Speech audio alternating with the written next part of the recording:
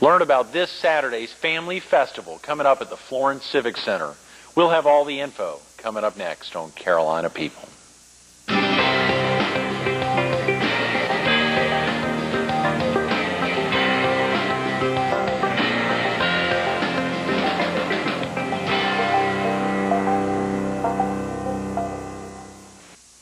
Good morning.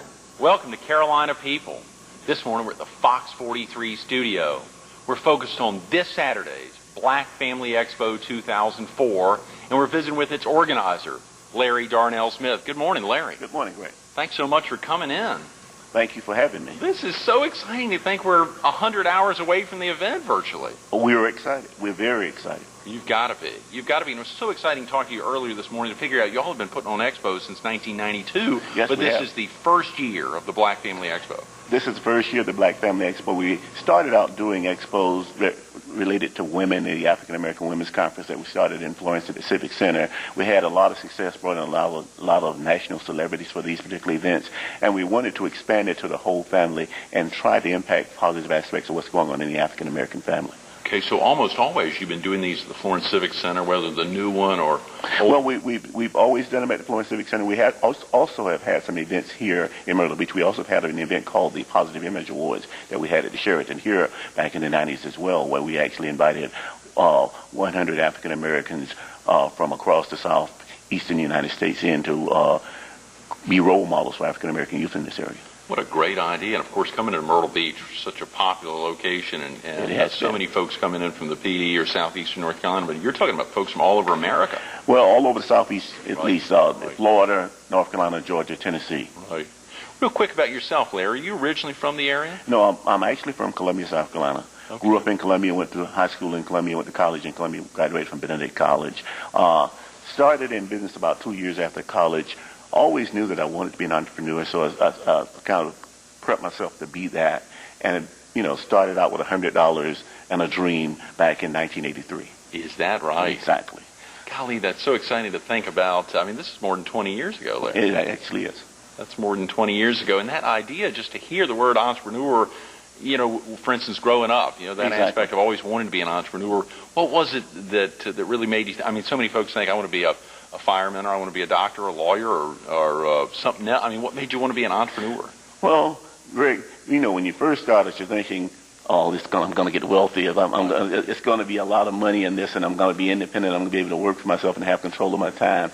And as you grow into it, you learn that all those things are really myths, that basically you create a good service and you work as hard as you can to provide that service in the community, and hopefully you make a living at it, but you enjoy what you do. And my thing was to always make sure that I do what I enjoy doing, and I eat, sleep, and dream what I'm doing. That's fantastic. Larry, what brought you to the PD? Opportunity. We started out, as I told you, we started out in Columbia back in 1983. We started out with some minority publications called the Minority Recruiter. We started out with job fairs across the state of South Carolina where we'd actually go in. We had the Army, the Navy, the FBI, and a lot of other entities that would come in and do job fairs with us. So what we did was we came into Florence to promote one of our job fairs. And as we got into Florence, we realized that there wasn't any African-American print media in Florence. And we said, well, that's not going to work. So I talked to the people in the community and found out that there was an opportunity. And so we came back a month later and started a product in the community. And what year was that, Larry? That was in 1987. Now, you're using a big word. It's a small word, but it's a big word, we. Who is we? We is my family, my wife, Diana, and now my children who are in college. But we being my family, my wife, Diana, who's the CEO of this company, and who helped me start this company, and who's been my partner in this for the last 20 years. Wow, what's that like working with your wife, not only being married, but working with your wife on a daily basis? It's interesting. It's a lot of fun. I get a lot of discussion from a lot of people about how do you spend 24 hours a day, basically, with your wife. And basically, her office is right next to mine in the building, so we're constantly right next to each other. Then we go home and we spend all evening together. But it's a lot of fun, and you have to find your space, and you have to find your interest, and make sure that you also have the interest that you can perpetuate on your own. Right. And you said y'all have children that are in college now? I have two children. I have Quentin, who's 20 years old and at Midlands Tech in Columbia, and Eric, who's 19 years old and at Florence Downton Tech in Florence. 2 boys, and they're both stayed in the Palmetto State. They've stayed in the Palmetto State, and I'm blessed. Are they involved with this year's Black Family Expo 2004? They will be coming back to work on it. They are actually doing their own thing at this particular time. One of the things I learned as a father, that you kind of let your children go off and do what they need to do, and then hopefully they come back at a later time and come and be a part of what you're doing. Absolutely. Now, we're talking about, obviously, the expo kicks off 10 a.m., runs till 7 p.m. It's a full day. It is. It's a full day. It's a full day of fun. It's a full day of entertainment. It's a full day of exciting things that are going to be going on. We've got a gospel fest that starts at 10 a.m. We've got 2 levels of that gospel fest. The gospel fest is an actual competition. So the competition is actually going to go on in 2 levels. The first level is going to be the amateur competition, which will include church choirs from across the area and some across the state. The second level is actually professional gospel groups that will perform. There's a person who led choirs in the Florence area for about 30 years, and his granddaughter has a school, a music school in Florence. It's called the Worley School, and we're naming the trophy after him. Oh, great. He has been an institution in the community over the last 30 to 40 years, and he's deceased now, but his daughter's carried on his legacy. His granddaughter's carried on his legacy. That's fantastic. Well, that'll be a great testament to him and to strengthen the community. Well, and we move from there to other entertainment. We've got hip-hop artists that are coming on. We've got a fashion show. We've got 2 stages. Did I mention that? We've got 2 stages. We've got that stage in the main arena, and then we've got a stage on the outside for children, which is actually a children's playland. We've got a bounce house. We've got a bunch of other issues going on outside. We've got fun and games. We've got rap on that stage outside as well. Great. Wow. So now this would appeal to kids ages what, Larry? All ages? All ages. Kids. I've got a grandbaby will be a year old next month, and it appeals from a year old to 60, I would hope. Oh, yeah. What's that like being a grandpa, Larry? Oh, God. You think your life changes. And I thought my life changed when I had my first 2 kids, but your life really does not change until you see that new grandbaby. Yeah. And it's a little girl. Her name is Kayla, and she is the light of my life. That's fantastic. That's fantastic. Of course, before we really fully segue into the expo, let's talk a little more about, you talked about you and your wife setting up and now co-publishing a community newspaper there in Florence. Did you say it's the Community Times? It's the Community Times newspaper. It's an African-American targeted weekly newspaper. We started in 1987. We've been fortunate that we've been going on strong for almost 18 years now. Wow, that is incredible. Well, think about now.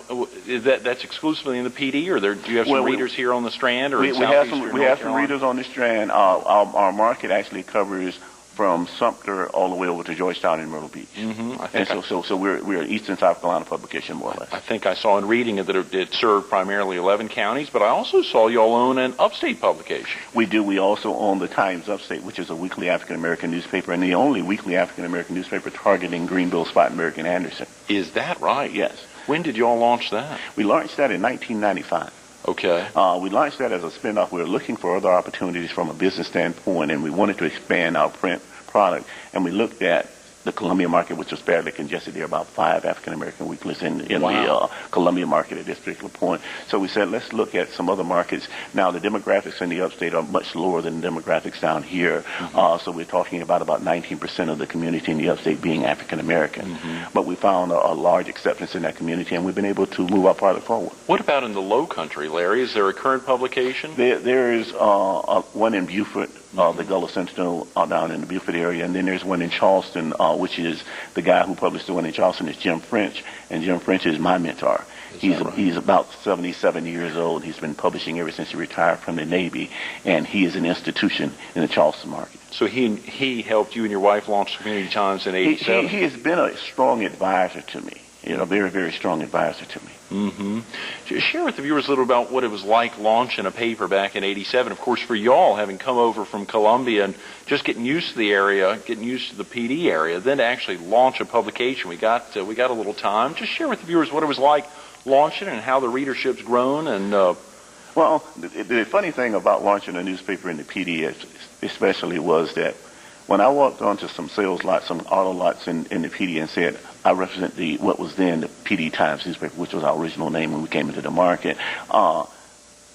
Some of the sales managers, from an advertising standpoint, looked at me and said, "Where you been? We've been looking for you."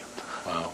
Because at that particular point, there was Wynn, which was in the market, was only a Dawn to Dusk station. So there wasn't a strong presence in the African American community, and there was absolutely no print product in the African American community, and had not been in almost about 7-8 years. Wow. So it wasn't as challenging. It was laying the foundation, finding the writers, setting up the distribution system, talking to people who had done it before. There are a couple of people who were still in the community, or at that particular time were still in the community, who had published newspapers in the community and decided that they wanted to do something else, and using them as a platform to kind of guide me through the process. It wasn't easy, Right. but it was fun.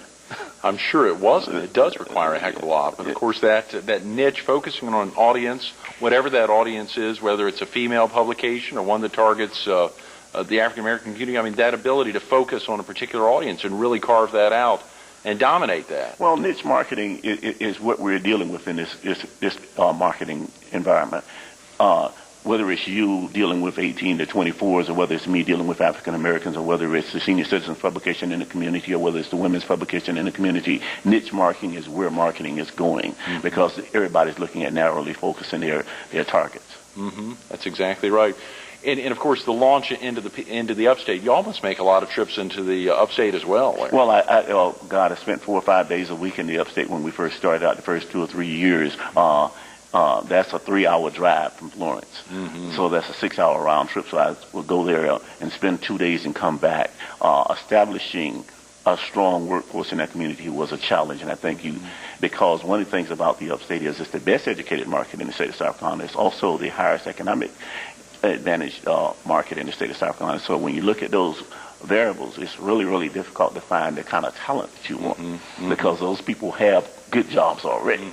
So it's really challenging to find the people you want. So it's been a challenge for us maintaining and growing the talent in that community. But we've kind of gotten it to the point where we don't have to go up there every week, and that's the good part. I'm sure. Yes, absolutely. And of course, the upstate really is a tight-knit community. Getting up in there must have... Well, South Carolina as a whole, whether it's the PD or whether it's the Midlands or whether it's the upstate or the low country, we always say that that's 4 different states. And I think that's one of the things that our governor was saying when he was running for election, that trying to bring those states together, those regions together as one state, because when you go to the upstate, the food is different. The language is different. I mean, the banks are different. The hotels are different. Everything is different. And it's the same thing about going to the low country and going to Charleston. The red rice and fish in Charleston. The people in the upstate have absolutely no clue, to a large extent, and in most cases don't care what's going on in other parts of the state. And that's fairly consistent with the rest of the state, with the rest of the regions. They don't care. Right. You know, how do you know what's going on in Charleston? You're part of the Charleston media market, so you kind of can figure out what's going on in Charleston. But if you had to know what's going on with Fox in Greenville, you'd have to have some really good friends out there to tell you what's going on in that particular market. It would be very difficult. That's exactly right.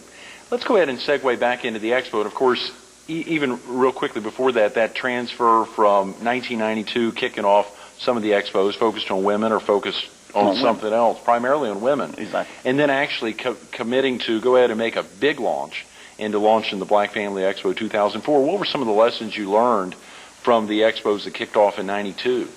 We drew a very, very large drawing from the older crowd, from the senior citizens especially, but we weren't able to draw as many of the young people as we'd like to draw to the event. So one of the lessons that we've learned is how to target the younger people and bring the younger people in, and we're doing that through hip-hop, and we're doing that through other venues at this particular point. You're still able to bring older folks in as well. Well, we're using gospel, and we're using some other tools to do that.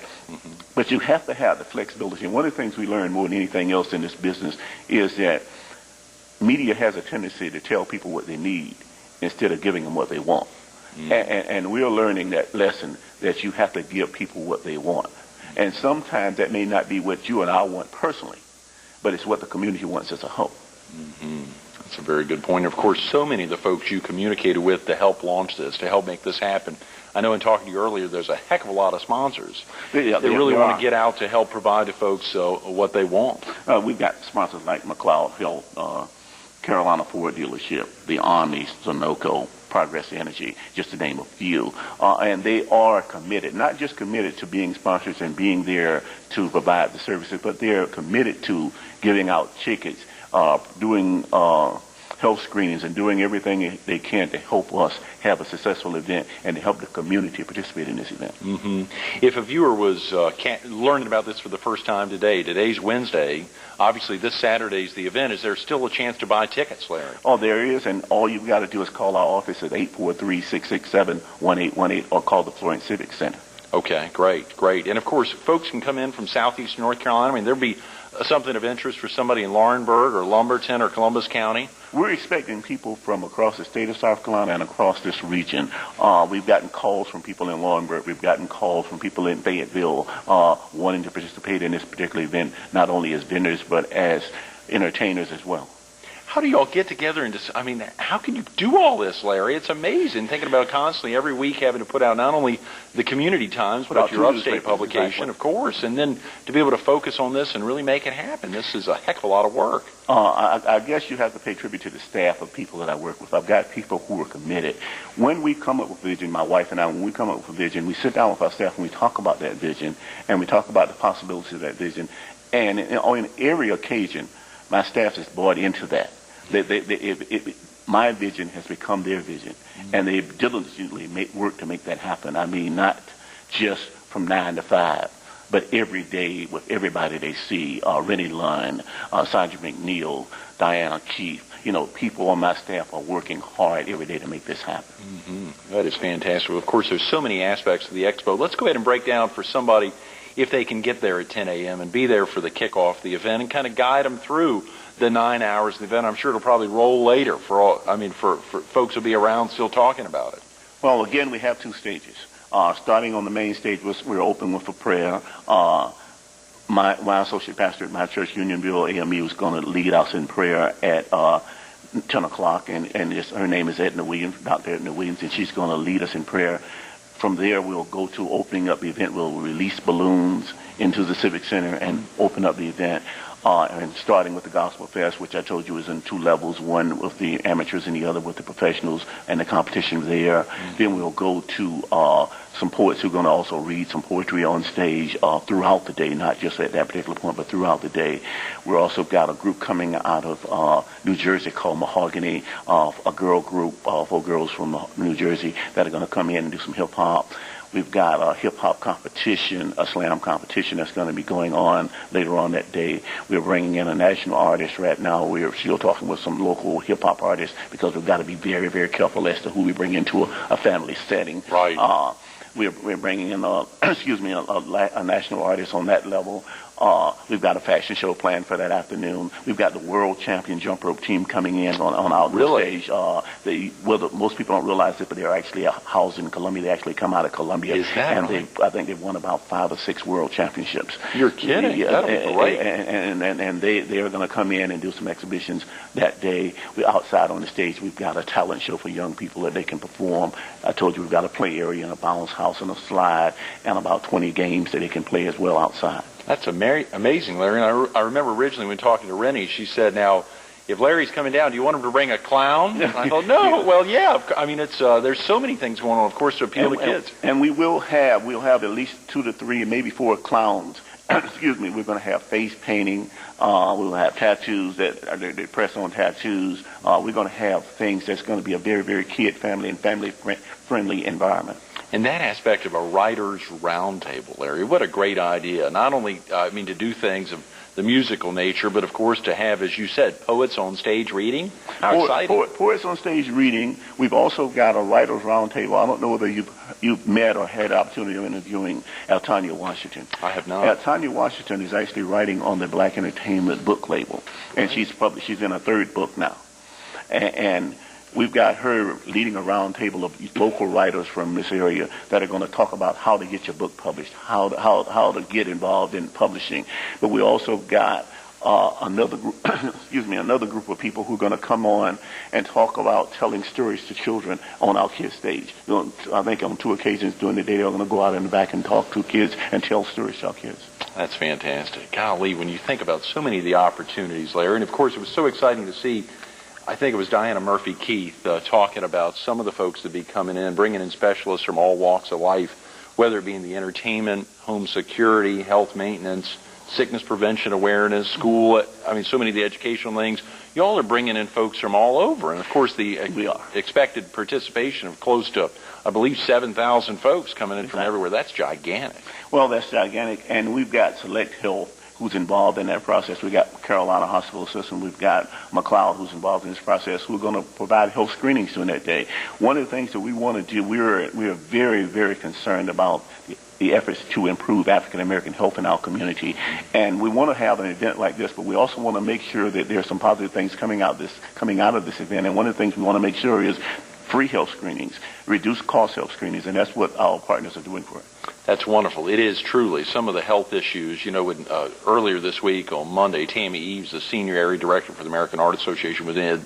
When you hear her talk about, for instance, heart disease and stroke, and they call the South the stroke belt of America, they call the PD the belt buckle of the stroke belt. I mean, it is terrible. Absolutely. And that's one of the things that we have got to address in our community in some very, very positive ways. We've got some committed institutions to working on that, and we've got some committed churches that are committed to working on it, and we've got to get the community as a whole, as individuals, working on it as well. And I think this type of event will hope to open some doors on there. Right. Now, Larry, I know as you talked, or maybe Rennie talked about, obviously the Black Family Expo, it's open to everyone. I mean, you want everyone to come out. You want folks of all races to experience a family expo of this type. We're not doing this to discriminate or to isolate any particular group. We're doing this to promote. I come from an environment where I believe in being a pro-black person and in dealing with my community from a pro perspective, from a positive perspective. And I think we want to highlight positive aspects of what's going on in the African-American community. But I also believe that people can learn from the African-American culture, just like I can learn from other cultures. They can learn from our culture. And no better place will there be for them to learn than to be at an event like this. If there was a particular time, is it just incredible things going on all 9 hours, or if there was a particular time to be out there, it would be to kick off if a viewer couldn't be out all day? You want to be there all day. Right. You really do want to be there all day. And we hope and we believe that there won't be a real downtime, that there'll be something going on all day for anybody. If you want to come and stay an hour, you can come and stay an hour. If you want to come and stay 2 hours, come and stay 2 hours, or come and stay as long as you can, but come.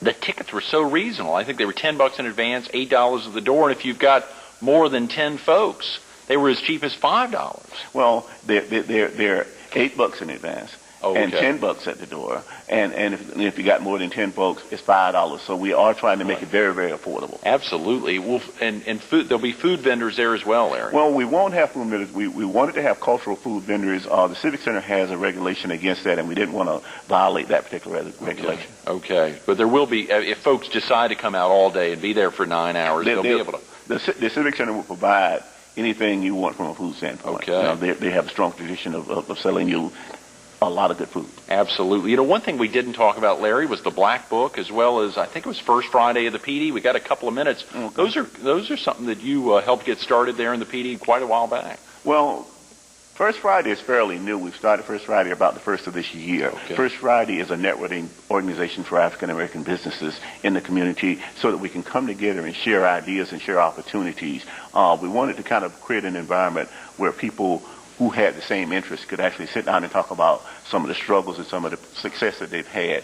And we did that with First Friday, and it's moving forward, and we're working with other partners to build it. It happens, obviously, on the first Friday of each month, and Donna Keith, our sales manager, actually leads it, and she's done a wonderful job of promoting it and getting the message across to the community about it, and it's helped us to move forward. Black Book.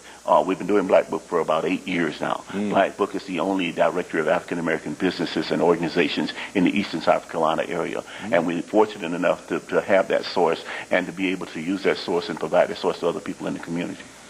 Think back, Larry, when you talk about finishing college and knowing you wanted to be an entrepreneur, did you have any idea a little more than 20 years ago that you and Diana would be in the place y'all are today? Well, we're very close to what my goal was. My goal was to create a product, especially in the African-American community, that targeted the complete African-American community and created a positive aspect of what's going on in the African-American community and talk to the issues and concerns of the African-American community across the state of South Carolina. And I think we're very close there. We also have a website called scafricanvillage.net, which is our entry into the Internet. and we also have an internet partner who's working with us to actually create that particular website and other websites across the state. By the way, South Carolina Black Family Expo has its own website, and that address is scblackfamilyexpo.com.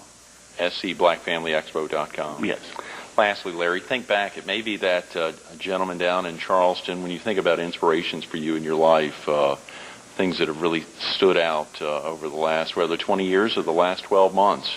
Well, as with anybody, I think your inspiration has to come from closer to home. My original inspiration comes from my mother and my father, who were hard-working people and who taught me to be a hard-working person as well. But learning from people in the industry, I'm a member of the National Newspaper Publishers Association, which represents about 250 African-American newspapers across the country. Matter of fact, their convention is next week, and I won't be able to make it because I'll be involved in this particular event. But we're talking about traditions. We're talking about people who started newspapers back in 1827 and moved forward. And so we've got a strong network and a strong relationship. When I need to call on publishers from across the country, whether they're in LA or whether they're in Houston or whether they're in New York, I have a strong network. So we have a pretty good system. Larry, thanks so much for being with us Thank this you morning. for having me. Absolutely. Stay tuned to more Carolina People with Larry Smith coming up next.